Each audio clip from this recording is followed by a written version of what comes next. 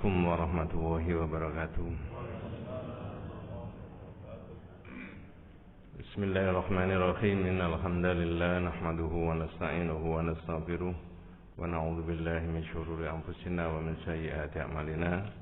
May yahdihillahu fala mudilla lahu wa may yudlil falan tajida lahu waliyyan mursyida.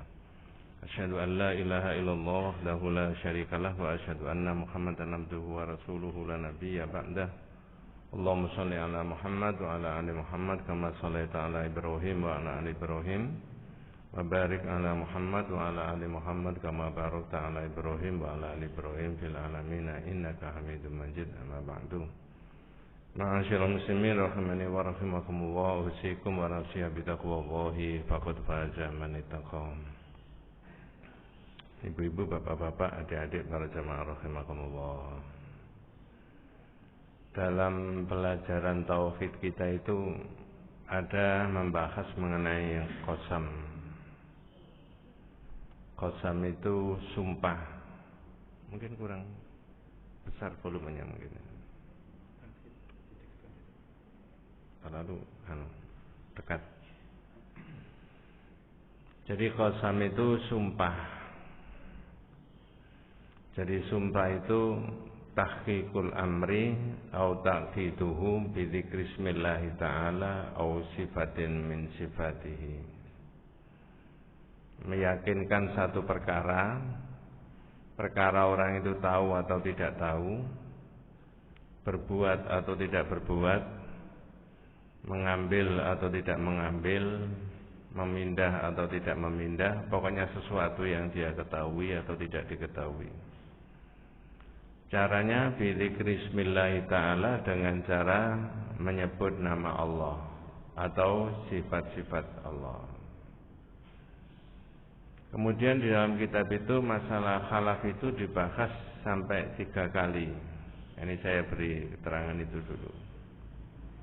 Pertama adalah malam yakna bil khalafi billah, orang yang tidak rela dengan sumpah menggunakan nama Allah.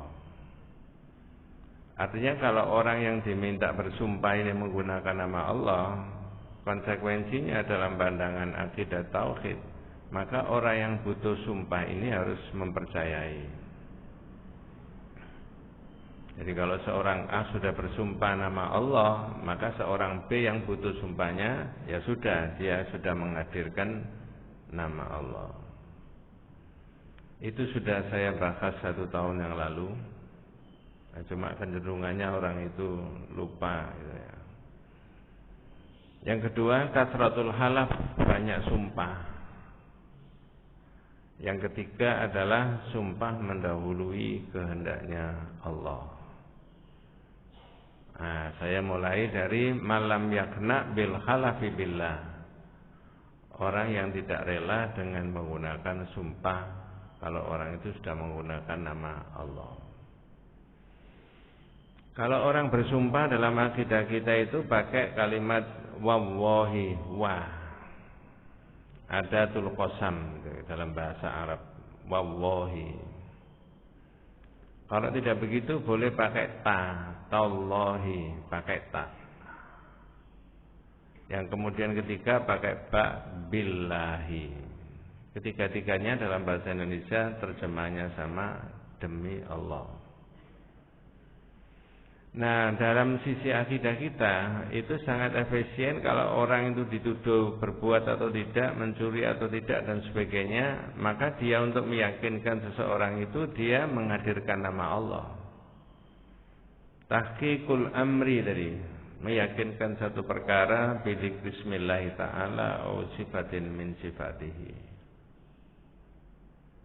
Jadi kalau seorang tadi yang saya katakan sudah bersumpah menggunakan nama Allah, maka yang lain mempercayai sumpahnya itu. Kalau orang betul-betul menghadirkan nama Allah itu, sumpah itu tidak mau bermain-main dengan mulutnya yang menyebut nama siapa? Allah. Tapi kadang-kadang di masyarakat menyebut nama Allah itu dalam bahasa Jawanya dipakai sebagai apa itu? Segojangan biasa. Itu yang tidak boleh, itu karena menghadirkan nama Allah. Kalau itu yang dilakukan, maknanya adalah laisa bita'zimillah. Orang itu tidak mengagungkan Allah. Sedangkan menghadirkan nama Allah itu termasuk orang yang mengagungkan Allah. Perhatikan nanti di dalam surat Al-Maidah 89, kalau bapak-bapak bisa mengikuti. Itu di bagian akhir daripada ayat itu ada wahfadzu aimanakum, jagalah sumpahmu. Suruh menjaga sumpah. Nah, seseorang sebelum memangku jabatan itu biasanya disumpah demi Allah. Nah, atau seseorang yang dituduh dari menggunakan nama Allah. Saya tadi menyebut surat Al-Maidah 89, walaupun itu kafaratnya, tapi nanti yang kita ambil bagian akhir daripada ayat itu. Jaga sumpahmu. Menjaga sumpah itu ada 3 macam. Qoblal halaf, sebelum orang itu sumpah. Fi wasatil halaf, di tengah-tengah sumpah. Au ba'dal halaf, setelah orang itu sumpah. Itu caranya menjaga sumpah itu tadi. Walaupun di bagian awal dan tengah-tengah ayat itu membahas mengenai kafarat, dendanya kalau orang itu sumpah. Aspek fikihnya adalah memang ringan, tapi di tauhid memang berat kalau orang sudah menghadirkan nama Allah itu. Ada terjemahnya, Pak? Monggo, kalau bisa dibantu membaca terjemahnya, monggo. Supaya ada variasinya orang. Allah tidak menghukum kamu disebabkan sumpah-sumpahmu yang tidak disengaja, tetapi Dia menghukum kamu disebabkan sumpah-sumpah yang kamu sengaja. La yu'akhidukumullahu billaghwi fi aymanikum walakin yu'akhidukum bima aqadtumul aiman. Sebentar, Pak. Jadi orang menggunakan nama Allah itu qabla Islam sudah biasa, wallahi wallahi wallahi. Tapi kemudian dalam Islam adalah menggunakan nama Allah itu tidak boleh. Maka di sini ada judul kathratul khalaf, banyak sumpah. Maka di situ terjemahnya tadi, Allah tidak menghukum dengan disebabkan sumpahmu yang tidak diniatkan untuk sumpah. Nama Allah keluar dari lisannya sepertinya automatically dipakai untuk pembuktian. Tapi dalam Islam kemudian ditata supaya orang itu betul-betul, ya, kalau menghadirkan nama Allah. Walakin yu'akhidukum bima aqadtumul aiman. Sekarang kalau dari sisi fikih, orang kemudian melanggar sumpahnya, apa dendanya? Monggo, di situ ada itu. Ini kafaratnya denda akibat melanggar sumpah ialah memberi makan 10 orang miskin dari makanan yang biasa kamu berikan kepada keluargamu, atau memberikan pakaian kepada mereka, atau memerdekakan seorang hamba sahaya. Ya. Fakafaratuhu it'amu asyarati masakin min awsati ma tut'imuna ahlikum aw kiswatuhum aw tahriru raqabah. Kalau 1, 2, 3 itu tidak bisa, monggo.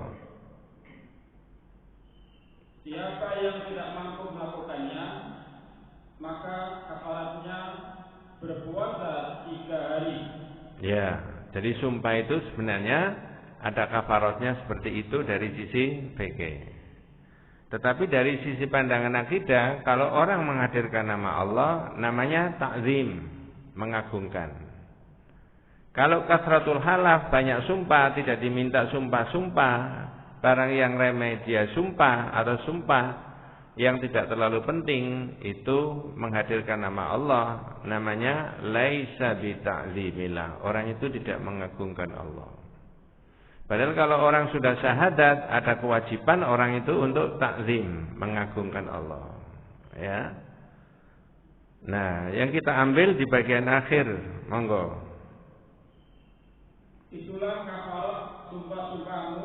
Nggih. Lanjut nggih. Itulah kafarat sumpah-sumpahmu apabila kamu bersumpah. Nggih, lanjut. Dan kamu melanggarnya. Ya. Jagalah sumpah-sumpahmu. Yang saya ambil, jagalah sumpahmu. Wahfadzu aimanakum. Jagalah sumpahmu. Lanjut. Demikianlah Allah menjelaskan kepadamu hukum-hukumnya agar kamu bersyukur kepadanya. Ya. Menjaga sumpah itu ada ibtidaul halaf atau qablal halaf, sebelum orang itu sumpah. Sebelum orang sumpah itu lisannya harus diyakinkan dulu bahwa sebenarnya saya ini sudah betul-betul bersumpah tidak bohong. Jadi menghadirkan nama Allah tidak boleh orang itu bohong. Yang kedua adalah barang dan benda yang disumpahkan itu betul-betul harus nilainya tinggi, tidak boleh sedikit-sedikit sumpah. Barang yang kecil-kecil. Nah itu namanya kasratul halaf, banyak sumpah. Itu qablal halaf. Fi wasatil halaf, di tengah-tengah sumpah. Kalau orang itu sudah sumpah, maka sumpahnya menggunakan nama siapa? Allah. Boleh enggak digandeng dengan nama Allah dengan nama selain dari Allah? Demi Allah, demi satunya apa? Ada enggak orang sumpah demi Allah, demi Rasulullah? Ada? Boleh?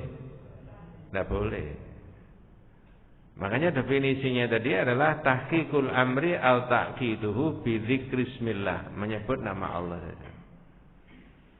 Jadi kalau ada peristiwa yang menggemparkan secara nasional begitu ya. Tidak tahu peristiwa apa itu ya. Lalu orang diminta untuk sumpah berbuat atau tidak, tahu atau tidak, cukup dengan itu. Sangat efisien, tidak usah bertele-tele. Orang itu tahu apa tidak, berbuat apa tidak, demi Allah. Nah, gitu. Maka yang lain harus sudah percaya dengan sumpahnya itu, karena dia sudah menyebut nama siapa? Allah. Bebaskan kalau dia menyatakan bukan saya yang berbuat, bukan saya yang tahu, saya tidak tahu apa-apa. Maka dibebaskan orang itu, cari yang lain. Bukan dia pelakunya, bukan dia yang tahu. Kalau diprotes oleh jaksa, kalau itu dalam proses pengadilan misalkan begitu, loh enak aja Pak Hakim kok dibebaskan. Ini orang ini sudah mengerti menghadirkan nama Allah itu, dia tidak mau main-main dia. Coba saya pancing dengan pertanyaan panjenengan untuk merangsang berpikir. Kalau ada orang sumpah demi Allah saya tidak berbuat, ya, naudzubillah, taruhlah mencuri. Lalu ada buktinya. Ini Pak, buktinya itu. Yang dipakai sumpahnya apa buktinya? Oh, tidak pengalaman sampai itu. Orang sumpah demi Allah saya bersumpah bahwa saya tidak mencuri. Itu kaitannya andai kata orang itu mencuri. Tapi ini Pak, buktinya itu loh, sampai mencuri. Yang dipakai sumpahnya apa buktinya? Siligende. Ya. Kalau di masyarakat kita yang dipakai apanya? Buktinya. Kalau di tauhid yang dipakai apanya? Sumpahnya. Yang salah masyarakatnya atau tauhidnya? Masyarakatnya harus disesuaikan dengan tauhid atau tauhidnya harus diselaraskan dengan masyarakat? Masyarakatnya yang harus ditata menurut apa? Tauhid. Jadi kalau misalkan orang bersumpah demi Allah saya tidak bersumpah tadi, ya sudah. Ini buktinya Pak. Karena dia tidak mau main-main dengan menghadirkan nama Allah itu tadi. Ya. Kalau dia yang dipakai buktinya seperti yang ada di masyarakat kita, berarti mengabaikan apa? Mengabaikan sumpahnya. Sumpahnya diabaikan. Kalau yang sumpah diabaikan, lalu yang sumpah bilang gini, saya itu loh sudah nama Allah, sumpah demi Allah nggak dipercaya. Terus nama siapa? Nama Nabi tidak boleh, nama Wali tidak boleh, nama Syekh tidak boleh, nama Gus ya tambah tidak boleh itu. Ya. Terus nama siapa lagi? Nah inilah sebenarnya kekuatan daripada sumpah tadi. Maka waqfadu aimanakum, jagalah sumpahmu itu qabla halaf, sebelum sumpah, fi wasatil halaf, di tengah-tengah sumpah, au ba'dal halaf, setelah sumpah. Nah begitu. Di dalam aqidatul tauhid kita itu begitu. Nah ini ada tambahan keterangan yang berkaitan dengan halaf itu, ya. 1 tahun yang lalu sudah dibahas. Andai kata, naudzubillah min dzalik, seorang suami menuduh istrinya berzina, tidak ada saksi lain kecuali dirinya sendiri. Solusinya gimana? Saya ulangi, naudzubillah min dzalik, mudah-mudahan tidak menimpa siapa saja di antara kita ya. Suami menuduh istrinya berzina, tidak ada saksi lain kecuali dirinya sendiri. Solusinya sumpah. Ya tidak usah berdele-dele, ya pakai sumpah saja. Jadi menggunakan nama Allah ini cukup sebagai pembuktian. Kapan hari di Jakarta itu berapa tahun yang lalu ada seorang A dianggap dituduh membunuh seorang B dengan cara memasukkan racun di apa? Dulu itu loh Pak ya. Kalau dia beragama Islam itu pengadilannya tidak usah berdele-dele dengan menghadirkan saksi-saksi ahli dari luar negeri. Biayanya terlalu banyak. Cukup aja seorang disuruh apa? Sumpah. Demi Allah saya tidak tahu, tidak menaruh, tidak ini macam-macam. Bebaskan dia. Bukan dia Pak. Inilah sebenarnya kekuatannya sumpah di dalam Islam itu. Jadi solusinya itu semuanya dengan cara menghadirkan nama Allah. Seperti yang saya sebutkan tadi, seorang suami naudzubillah min dzalik menuduh istrinya bersumpah. Tidak ada saksi lain, bukti lain kecuali dirinya sendiri. Di dalam surat 24 ayat 6, 7, 8 dan 9 diterangkan itu. Surat 24 surat An-Nur. Ini untuk menambahi keterangan sebelum membahas mengenai kasratul khalaf, banyak sumpah ya. Ya. Jadi kedua-duanya bersumpah. Suaminya juga bersumpah, istrinya juga bersumpah. Urut-urutannya suaminya bersumpah 5 kali, kemudian istrinya bersumpah 5 kali. Ketika kedua-duanya sudah berani bersumpah dengan menghadirkan nama Allah, berarti ada yang salah, ada yang bohong, ada yang jujur. Betul Bu ya? Nah, kalau sudah menghadirkan nama Allah, ada risiko itu, maka ini tidak layak untuk hidup berumah tangga. Karena sudah menghadirkan Allah dan kedua-duanya siap menerima murka dan siap menerima laknat daripada Allah kalau dia bohong dengan sumpahnya. Ya. Apa ayatnya? Monggo. Ini. Orang-orang yang menuduh istrinya berzina, padahal mereka tidak mempunyai saksi-saksi selain diri mereka sendiri. Walladzina yarmuna azwajahum wa lam yakul lahum syuhada'u illa anfusuhum. Tidak ada saksi lain kecuali dirinya sendiri. Solusinya juga pakai sumpah. Ya. Jadi tidak usah dibahas berdele-dele di berbagai ya masyarakat itu ya, komunitas itu. Seperti sekarang ada rame-rame orang yang dianggap membunuh seseorang yang lain. Polisi menembak polisi, di rumah polisi, ditangkap polisi, diumumkan polisi. Itu kalau pakai ini cukup diapakan? Disumpah demi Allah. Nah, itu sudah selesai. Bukan dia, Pak. Sekarang jadi rame. Ini yang ditawarkan oleh akidah kita itu begitu. Kalau dia muslim maka menghadirkan nama Allah. Ini juga begitu, persoalan yang sangat krusial di rumah tangga. Naudzubillah min dzalik, suami menuduh istri, tidak ada bukti lain. Solusinya monggo, Pak. Maka kesaksian masing-masing orang itu ialah 4 kali bersumpah atas nama Allah. Nggih. Maka bahwa sesungguhnya dia termasuk orang yang benar. 4 kali saksi, 4 kali dia bersumpah. Demi Allah saya bersumpah bahwa saya menuduh istri saya berzina itu benar. Diulangi sampai 4 kali. Ini sudah luar biasa, Pak. Al-Quran menyebut 4 kali, lalu dia menghadirkan nama Allah tadi bahwa dia benar. Coba yang kelima, monggo. Sumpah yang kelima. Wal khamisatu anna la'natallahi alaihi in kana minal kadhibin. Bagi suaminya sumpah yang kelima. Sumpah yang kelima adalah bahwa laknat Allah atasnya jika ia termasuk orang-orang yang berdusta. Ya. Jadi suaminya siap untuk menerima apa? Laknat daripada Allah kalau dia berdusta. Demi Allah saya siap menerima laknat Allah. Ini berisiko enggak, Pak? Terhadap dirinya orang yang sumpah tadi. Dilaknat Allah luar biasa kan? Ya begitu. Sekarang istrinya sama. Jadi ini diulak-walik gitu. Ya. Istri itu terhindar dari hukuman apabila dia bersumpah 4 kali atas nama Allah. Ya.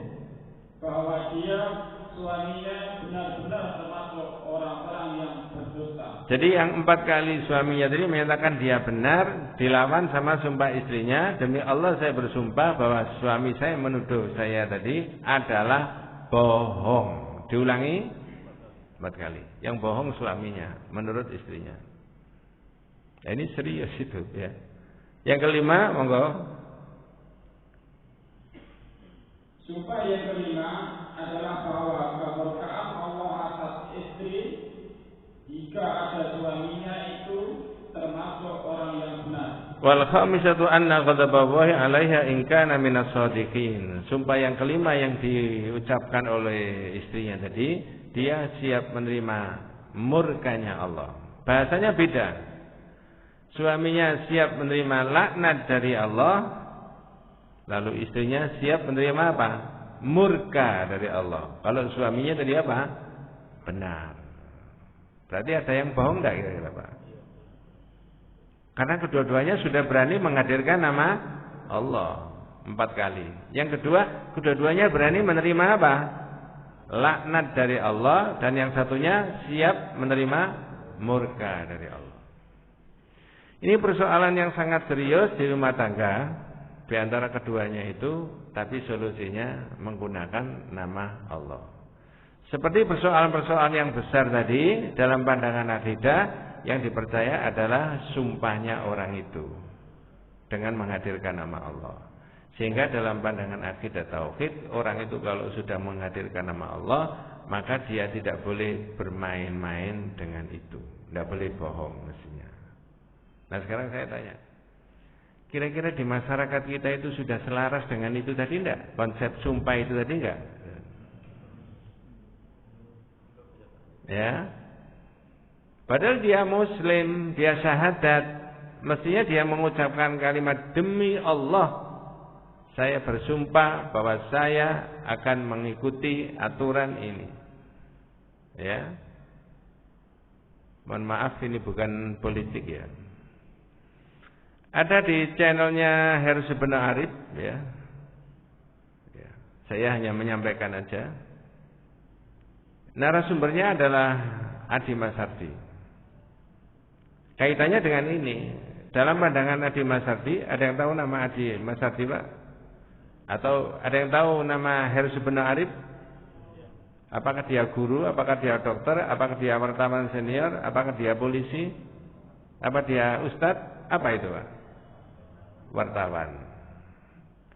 Pandangannya Heru Subeno Arif mewawancarai Adi Masardi tadi, bahwa orang yang meminta untuk ditambahi jabatan, padahal dia harus mentaati aturan itu tadi, dianggap bagi dia adalah dosa besar. Karena sebelum memangku jabatan, dia disumpah demi Allah, bukan disumpah, dia sumpah demi Allah, saya akan mengikuti konstitusi, mengikuti undang-undang yang berlaku. Tapi ketika di akhir masa jabatannya, apa? Dia mencoba untuk konstitusinya dan aturannya tadi diapakan? Dirubah supaya dia bisa ada tambahan. Saya hanya meneruskan saja dari pendapatnya Adi Masardi. Kata dia itu dosa besar. Karena lisannya waktu itu muslim dan dia sumpah demi Allah saya akan mengikuti apa? Konstitusi, undang-undang, peraturan. Tapi ketika sudah akhir menjelang jabatannya, yang dirubah apanya? Yang mau dirubah apanya? Undang-undangnya. Jadi jangan dikira tauhid itu hanya di masjid. Ya. Tapi tauhid bisa di pasar enggak? Mohon maaf, bisa di gedung enggak, Pak? Gedung mana? Bukan gedung kesenian. Iya. 500 orang disumpah semuanya. 560. Berapa jumlahnya, Pak? Ya sampean tidak hafal karena sampean bukan politisi. Dan ini bukan politik. Tapi saya hanya menilai dari sisi sumpah. Kata Adi Masardi, dosa besar dia. Karena dia sudah menghadirkan nama Allah sebelum memangku jabatannya itu, bahwa dia akan mengikuti apa? Konstitusi, peraturan, undang-undang, hukum yang berlaku. Tapi ketika sudah mau menjelang akhir, yang mau dirubah apanya? Undang-undangnya. Kata Adi Masardi, mestinya ditangkap orang itu. Ya, tapi dari sudut pandangan agama, orang ini melanggar syariat dan orang ini adalah berdosa besar. Saya bilang betul itu. Coba jangan cari itu di Google itu, YouTube itu. Harus benar Arif, ya, mewawancarai Adi Masardi. Ya. Jadi ini bukan saya mendorong ke arah A atau ke arah B dalam pandangan politik, enggak. Saya mengambil dari pendapatnya dia, saya kaitkan dengan ini, dan itu betul. Maka tadi kata Al-Qur'an, wahfadzu aimanakum, jagalah apa? Sumpahmu. Jaga sumpah itu sebelum sumpah. Di tengah-tengah sumpah berarti menggunakan nama Allah. Di akhir sumpah maka dia tidak boleh melanggar yang sudah disumpah itu tadi. Nah, sebelum dilanjut ada yang dibahas, Pak. Kelanjutannya itu saya bahas kasratul khalaf, banyak sumpah. Ya, itu tadi masih berkaitan dengan sumpah. Sekarang kasratul khalaf, banyak sumpah. Kitab itu menulis kasratul halaf billahi yadullu ala annahu laisa fi qalbil halaf min ta'limillah. Orang yang banyak sumpah, tidak disuruh sumpah, sumpah. Barang yang remeh, sumpah. Di tempat yang berbeda, majelis taklim pengajian, saya ditanya oleh seorang ibu, mohon maaf ibu-ibu. Pertanyaan itu bisa mengandung pengertian ya buat kita semuanya. Ustaz, mau tanya, nggih Bu. Menyumpahi suami boleh tak? Saya kan mau tanya, kenapa suami kok disumpahi? Kalau kaitannya dengan itu tadi, naudzubillah min dzalik, ya boleh, yang di awal Al-Maidah tadi. Kenapa sih Bu? Bolak-balik telat Ustaz pulang. Kenapa Pak kok telat? Rapat. Besok lagi telat lagi. Kenapa telat? Macet. Mohon maaf. Ya, ini ada rasa kecurigaan enggak? Saya bilang jangan. Dalam kehidupan di rumah tangga itu, apalagi dengan banyak menghadirkan sumpah nama Allah, itu bisa menimbulkan tidak harmonis, kecuali yang sangat amat serius di antara kedua, seperti ayat itu tadi. Kalau hanya sekedar terlambat aja, tidak boleh. Itu namanya kasratul halaf, banyak sumpah. Itu menunjukkan orang itu tidak mengagungkan Allah. Yang diperlukan di dalam rumah tangga itu adalah harus ada saling apa? Bisa dipercaya. Coba tak cek ini sebelum bahas berikutnya, karena ada pengalaman saya ditanya itu. Silakan disebutkan hubungan suami istri itu menurut Allah disebut dengan kata-kata apa di dalam Al-Quran? Kalimatnya bagaimana? Saya ulangi, suami dan istri itu oleh Allah itu disebut hubungan itu apa? Istilahnya di dalam Al-Quran atau kalimatnya di dalam Al-Quran, apa itu? Mesti ada yang tahu. Misakon, apa misakon ghalidha itu dalam bahasa Indonesia kita? Perjanjian yang sangat kuat. Kalau mau diperdalam, itu ayatnya di mana itu, Pak? Wis tambah rumit gitu ya. An-Nisa 21 insyaallah. Wa kaifa ta'khudunahu wa qad afdha ba'dukum ila ba'din wa akhadna minkum mitsaqan ghalidha. Kata-kata mitsaqan ghalidha itu oleh Allah diterapkan di dalam surat An-Nisa, itu dipakai antara hubungan suami dengan istri. Sebagai perbandingan, ada kalimat yang lain, mitsaqan ghalidha, dipakai oleh Allah perjanjian antara Allah dengan para nabi. Sama-sama mitsaqan ghalidha. Ayatnya begini. Wa idza khadna minan nabiyyina mitsaqahum wa minka wa min Nuhi wa Ibrahim wa Musa wa Isa bin Maryam wa khadna minhum mitsaqan ghalidha. Sama-sama ada mitsaqan ghalidha. Tulisannya sama, bacaannya sama, ya, makhrajnya sama, tapi yang beda pengeterapannya.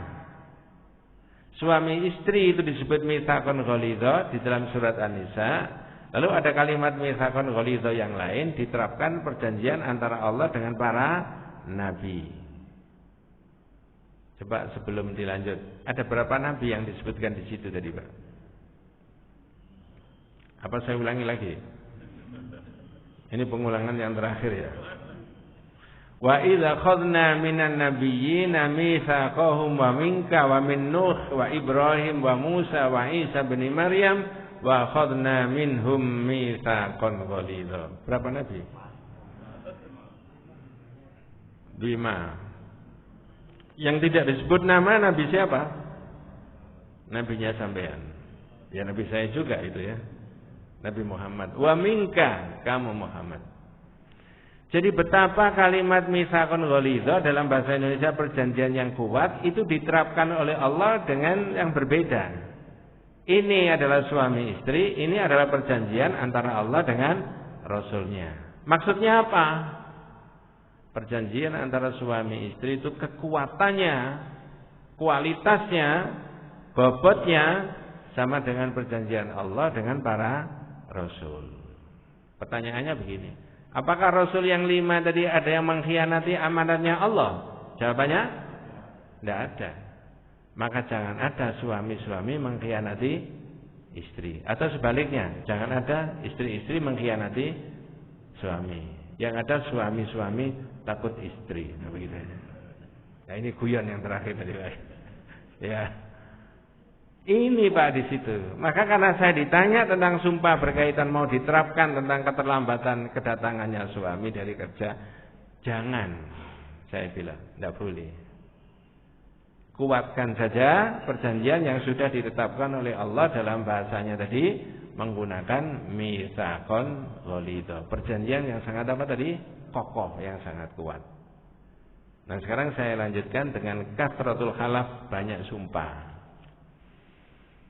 Ada satu hadis yang bisa dimajukan dari Salman radhiyallahu anhu, qala Rasulullah sallallahu alaihi wasallam, salasatun la yukallimuhum wa la yuzakkihim wa lahum adzabun alim. Na'udzubillah min dzalik. Ada 3 kelompok orang besok di akhirat yang tidak diajak bicara sama Allah dan tidak disucikan oleh Allah. Begini Pak, orang meninggal itu, ya mudah-mudahan besok kita semuanya dan keluarga kita husnul khotimah ya. Ya, kalau meninggalnya kan pasti Pak ya. Dan tidak usah khawatir, semuanya akan kebagian masalah itu ya. Jadi kalau dia membawa kesalahan dan dosa di luar dosa syirik, masih ada kemungkinannya diampuni Pak? Di luar dosa apa? Syirik. Kalau syirik, itu sudah kesepakatan para ulama berdasarkan beberapa ayat dan hadis yang sudah dianggap tidak ada perbedaan bahwa tidak akan diampuni dosa syirik. Kalau tidak orangnya tobat sebelum orang itu apa? Mati. Tapi selain dari syirik itu bisa diampuni. Prosesnya ketika dia disolatkan, Allahumma firlahu warhamhu. Lalu ketika dimakamkan, didoakan lagi enggak Pak? Semua dosa-dosanya ada kemungkinan bisa dihapus.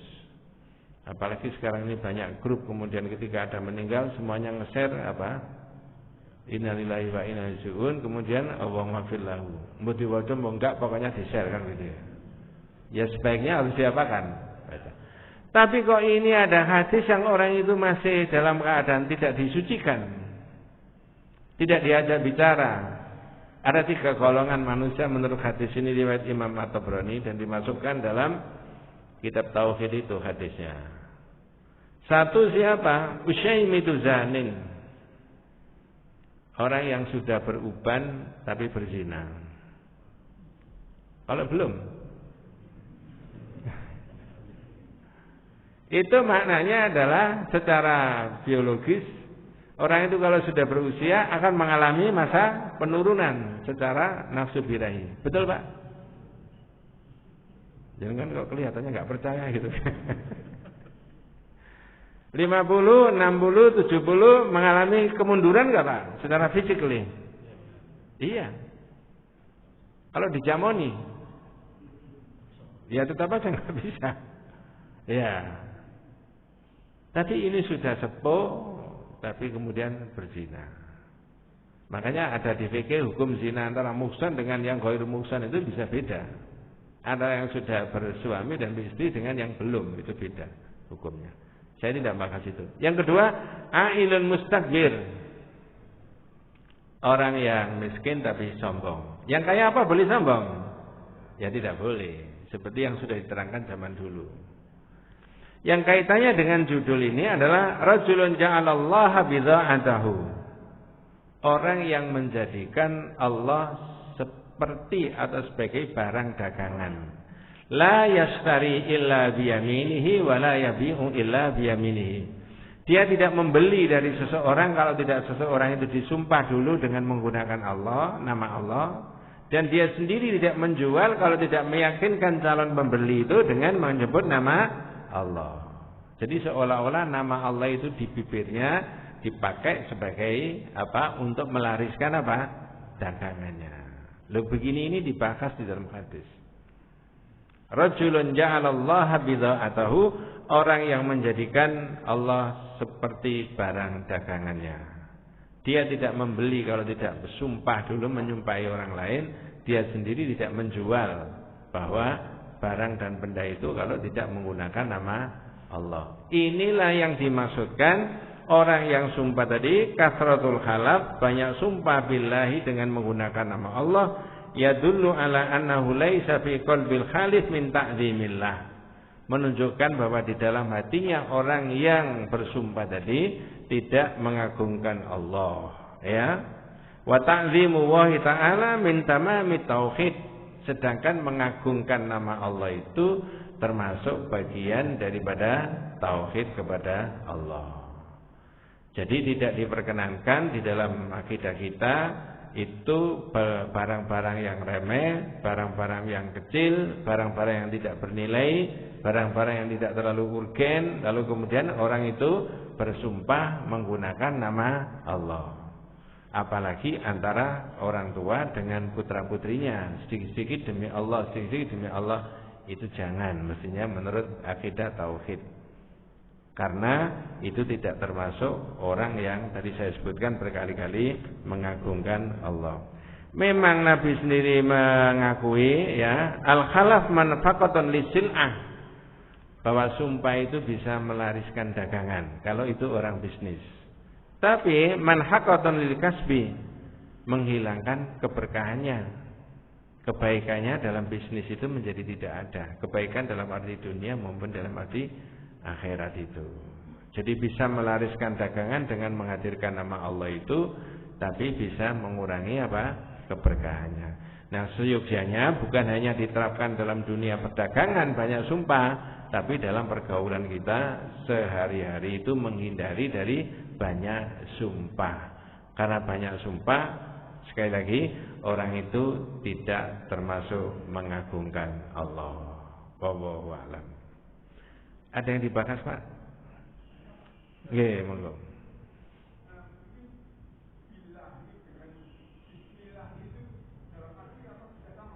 Ya. Kalau billahi ya, itu bi-nya pakai bi qasam dalam bahasa Arab. Qasam itu adawatul qasam, huruf-huruf yang dipakai sumpah dalam bahasa Arab. Cuma bahasa Indonesianya sama namanya, terjemahnya menjadi apa? Demi Allah. Tapi kalau bahasa Arab bisa billahi, wawahi, pakai wa. Satu lagi apa? Ta, tawahi. Itu kedudukannya khalaf atau qasam, sumpah. Tapi kalau bismillah, nah nama Allah yang dipakai bi di situ maknanya adalah ada dua. Musahaba wal isti'anah. Musahaba artinya menyertakan Allah dalam perjalanan atau dalam perbuatan itu tadi. Kemudian isti'anah mohon pertolongan sama Allah. Panjenengan nanti kundur dari masjid ini setelah sarapan, begitu ya? Iya, ada sarapannya. Oh iya. Nasi padang gitu. Ya. Ya, itu kemudian naik motor, naik apa saja, itu baca basmalah, bismillah. Mau minum ini juga begitu. Ada musahabah dan isti'anah. Kalimat bi-nya di situ beda dengan bi yang di qasam itu tadi, sumpah. Ini maknanya tadi dua saya sebutkan musahabah wal isti'anah. Musahabah itu menyertakan Allah dalam perbuatan ini. Yang kedua, mohon pertolongan kepada Allah. Mudah-mudahan diselamatkan tadi. Minimal orang itu membaca basmalah untuk semua kebaikan-kebaikan itu. Karena tidak menutup kemungkinan apa yang dilakukan oleh orang itu bisa dalam proses melakukan itu orang itu salah dan orang itu bisa naudzubillah ada sesuatu yang tidak diinginkan. Jadi beda, Pak, ya. Karena di sini menggunakan nama siapa? Allah. Cuma bahasa Indonesianya terjemahnya sama-sama dengan menyebut nama Allah. Tapi bahasa Arab maknanya itu tadi dua. Menyertakan Allah dalam kegiatan ini. Yang kedua mohon pertolongan kepada Allah. Tapi yang qasam ini sumpah tadi artinya adalah menghadirkan nama Allah sebagai pembuktian. Wallahu a'lam. Gitu Pak ya? Ada lagi Pak? Nggih. Jangan rumit-rumit Pak ya. Ya, kalau menggunakan insya Allah menurut saya sama dengan menggunakan lillahi ta'ala. Saya tak bahas lillahi ta'ala dulu beberapa menit atau beberapa detik. Pak, Bu, besok kerja bakti tapi lillahi ta'alaan. Apa maksudnya? Menurut publik, menurut masyarakat. Besok kerja bakti, membersihkan ini, masang korden, masang pintu, katakanlah, tapi lillahi ta'alaan. Apa maksudnya? Ala kadarnya, tidak ada konsumsi, tidak ada punishment, tidak ada ini, tidak ada, ya nggak apa-apa kan, begitu kan? Itu merendahkan Allah sebenarnya. Kenapa kok saya bisa menyebut merendahkan Allah? Suatu pekerjaan diniatkan untuk Allah, tapi dilakukan dengan sembrono. Ngerti maksud Pak ya? Coba saya selipkan sedikit. Ya. Ini masih sanggup mendengarkan enggak itu? Kalau tidak, wabillahi taufiq wabillahi. Ya, entah di mana apa di sini saya pernah ngomong gini. Ada seorang karyawan kerja di bos di perusahaan besar di bidang properti. Ini ada hubungannya dengan nilai ta'ala itu. Lalu sudah bekerja 30 tahun dia mau resign, keluar. Bos, saya mau keluar tahun ini. Oh, kenapa? Saya sudah terlalu lama bekerja di sini. Apa ada masalah? Enggak ada masalah. Apa gajimu kurang? Enggak. Saya kepengen bebas sendiri itu ya, kerja kecil-kecilan. Ya oke. Kalau begitu saya ACC, kamu mengundurkan diri. Sebelum kamu mengundurkan diri, tolong saya buatkan satu rumah yang paling indah, yang paling bagus, bahannya terserah kamu, mengajukan berapa saja, kemudian tanpa terbatas anggarannya. Tipenya begini. Baik, lalu dikerjakan rumah itu. Ngerjakannya asal-asalan, karena dia kepingin cepat keluar. Dalam waktu relatif singkat selesai, kemudian diberikan ke bos. Bos sudah selesai, kuncinya ini saya serahkan ke. Bosnya bilang gini, iya tapi saya perlu silaturahim sama kamu sama istrimu supaya kamu sudah bekerja 30 tahun. Ya, begitu ketemu di satu tempat, istrinya dikasih uang 200. Ini karangan saya yang 200 ini Pak ya. Tidak sebenarnya. Wah senang luar biasa, 200 juta maksudnya ya. Saya tadi kurang ya, 200 juta. Oh senang sekali dapat uang 200 juta karena suaminya kerja di situ sudah 30 tahun. Lalu kunci rumah tadi diserahkan sama yang karyawannya. Ini Pak, sampean ambil ini, ya. Bukan untuk saya, untuk sampean. Saya kembalikan itu. Waduh, getun dia. Kalau tahu rumah ini diberikan ke saya, akan saya buat seindah mungkin dan konstruksinya bagus sekali mestinya. Bahan-bahannya tidak sembarangan saya. Wah, ketunnya luar biasa saya. Apa maksud dari cerita ini? Kita itu yakin sholat ini akan dikembalikan ke kita besok sama Allah, Pak. Korban kemarin akan dikembalikan ke kita. Kita mengikuti taklim ini pahalanya juga akan dikembalikan. Itu kita yakin. Maka jangan dilakukan dengan sembrono. Lillahi ta'ala. Kalau sudah lillahi ta'ala harus serius. Kalau orang mengatakan ini lillahi ta'ala tapi tidak serius, sembrono tadi, itu merendahkan zatnya Allah itu sendiri. Allah akan bilang, loh kamu niatnya untuk saya kok sembrono caranya melakukan itu. Itu namanya laisa bita'zim.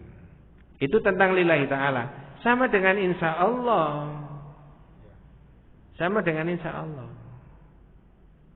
Mas, tolong ambilkan kursi itu ya. Insya Allah, Pak.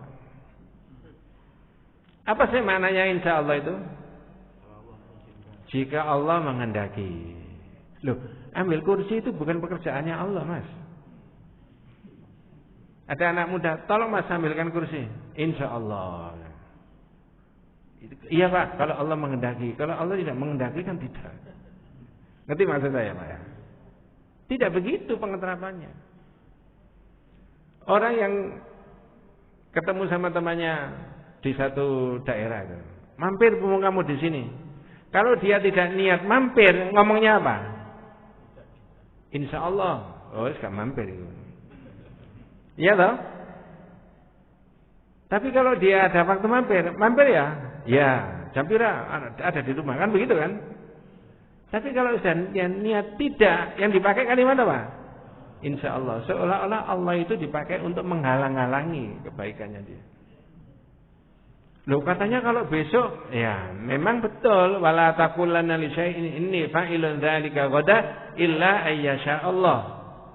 Janganlah Anda mengatakan sesuatu, saya pasti begini besok, kecuali insya Allah. Tapi dengan kata-kata insya Allah tadi, andai kata Allah menghendaki, tapi harus ada keinginan yang serius untuk melaksanakan itu tadi.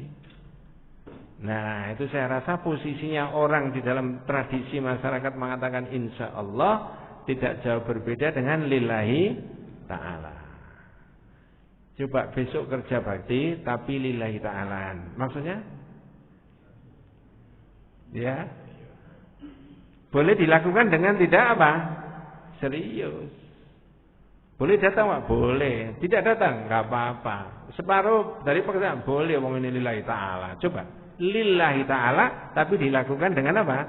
Sembrono. Wallahu a'lam. Ya, begitu Pak. Nggih. Berarti kalau kita tadi ya teruskan tadi. Nggih. Kalau memang kita tidak bisa bilangnya enggak bisa. Waduh, enggak bisa hari ini saya. Mungkin lain kali saja ya. Nah, begitu. Itu lebih afdal menurut saya. Ya.